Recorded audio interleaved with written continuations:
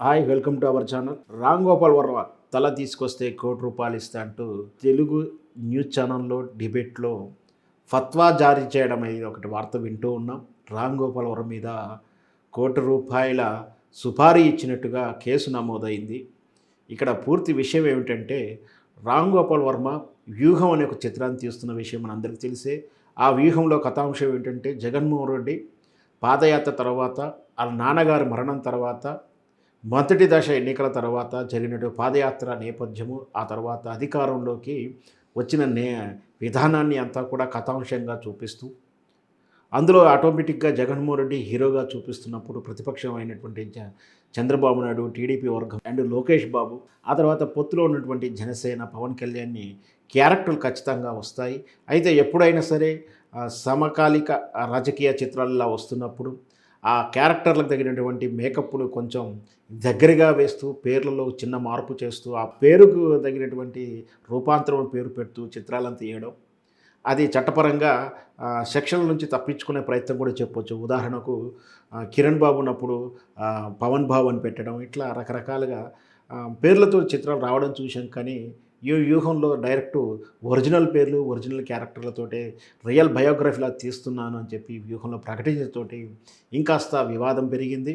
దాంతో ఈ చిత్రాన్ని నిలుపుదల చేయాలని చెప్పి సెన్సార్ బోర్డు అబ్జెక్షన్ చెప్పడం, సెన్సార్ బోర్డులో అది అయినా కూడా లీగాలిటీ దాటేసి, పర్వం దాటేసి అది సెన్సార్ అవ్వడం, విడుదలకు సిద్ధం అవ్వడం, అయినా కూడా విడుదల ఆపు చేయాలంటూ కూడా కోర్టుకు వెళ్ళిన నేపథ్యం, ఇవన్నీ వెరసి విడుదలకు దగ్గర అవుతున్నప్పుడు ఈ చిత్రం మీద సంఘర్షణ, వివాదాలు ఇంకా మరింత చర్చకు దారితీశాయి. అందులో భాగంగానే కొల్కపూడి శ్రీనివాసరావు అనేటువంటి తెలుగుదేశం పార్టీకి సానుభూతిపరుడిగా అమరావతి భూములను రక్షణ సమితి పేరు మీతోటి రైతు బిడ్డగా రైతుల వకాల్తా పుచ్చుకుంటూ తరచూ చంద్రబాబు నాయుడు తెలుగుదేశానికి వకాల్తా మాట్లాడేటువంటి కొల్కపూడి శ్రీనివాసరావు అనే ఒక రైతు నాయకుడు ఒక ప్రముఖ ప్రైవేట్ న్యూస్ ఛానల్లో డిబేట్లో మాట్లాడుతూ లైవ్లోనే రాజీవి తల తీసుకొని వస్తే నేను ₹1,00,00,000 ఇస్తాను అంటూ దాన్ని సమర్థించుకుంటూనే పదే పదే యాంకరు నిలవరిస్తున్నప్పటికీ తను పదే పదే ఆ వాక్యాన్ని పునరుద్ఘాటించడంతో ఇంకాస్త వివాదం పెరిగింది. కార్యక్రమం తర్వాత రామ్ గోపాల్ వర్మ అండ్ చిత్రం యూనిట్ వెళ్ళి ఈ విషయంపై పోలీసులకు కంప్లైంట్ కూడా చేయడం జరిగింది. అతను ఆర్జీవి గారు కంప్లైంట్ చేస్తూ సదరు యాంకరు వాంటింగ్లీ కావాలని ముందస్తు ప్రణాళిక ప్రకారమే దీన్ని డిబేటు ఇలా చేశారు. అంటే అక్కడ నిలవరిస్తున్నట్టు యాక్టింగ్ చేశాడే కానీ అతను న్యూస్ జర్నలిస్ట్ అయినటువంటి యాంకర్ అయినటువంటి వ్యక్తి కావాలని కొల్కపూడి శ్రీనివాసరావుని ప్రోత్సహించాడు. అటు చట్టపరమైనటువంటి పదాలను వాడుతున్నప్పుడు కార్యక్రమాన్ని రద్దు చేయడం కానీ, అతన్ని బహిష్కరించడం కానీ చేయకుండా కార్యక్రమం రద్దు చేసే ఉద్దేశం ఏంటంటే, అతను ఏదైతే కొలకపూడి శ్రీనివాసరావు చెప్పినటువంటి చట్ట పరిధిని దాటి చేసిన వ్యాఖ్యలను ఆయన ఎండార్సేషన్గా భావించాలి.